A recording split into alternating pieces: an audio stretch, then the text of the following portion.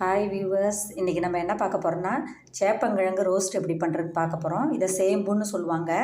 அதுக்கு தேவையான பொருட்கள்லாம் என்னென்னு பார்த்துடலாம்.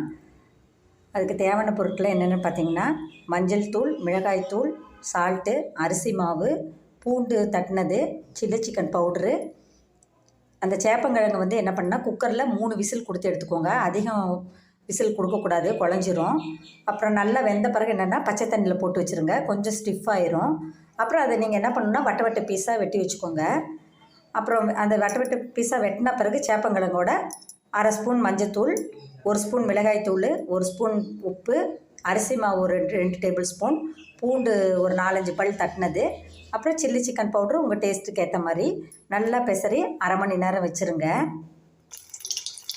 இப்போ என்ன பண்ணால் வானலில் எண்ணெய் காஞ்சிருச்சு.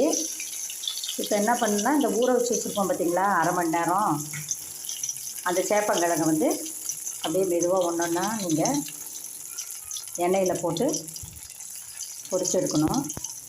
ஒரு பக்கம் அப்படியே விட்டுருங்க, நல்லா வேகட்டும். உடனே புரட்டி போடாதீங்க.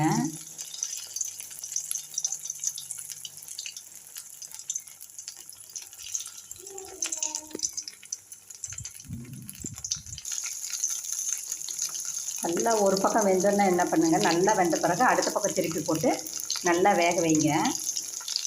நல்லா டார்க் ப்ரௌன் கலரில் வரும். நல்லா 2 பக்கம் வெந்தோடனே நம்ம சர்விங் டிஷ்ஷுக்கு மாற்றிடலாம். இந்த சேப்பங்கிழங்குல ஸ்பெஷாலிட்டி என்னென்னா, நான் வேறு எந்த மசாலாவும் சேர்த்தலை, வெறும் சில்லி சிக்கன் பவுடரும் மிளகாய் பொடியும் தான். இந்த டேஸ்ட் ஒரு நல்லாயிருக்கும் ரொம்ப சாப்பிட்றதுக்கு. சர்விங் டிஷ் மாற்றிடலாம்.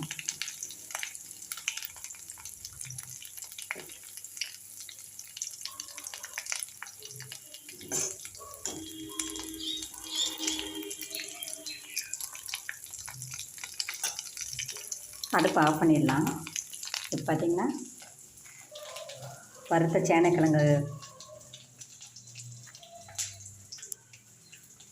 சேனக்கிழங்கு மசாலா தடவினது.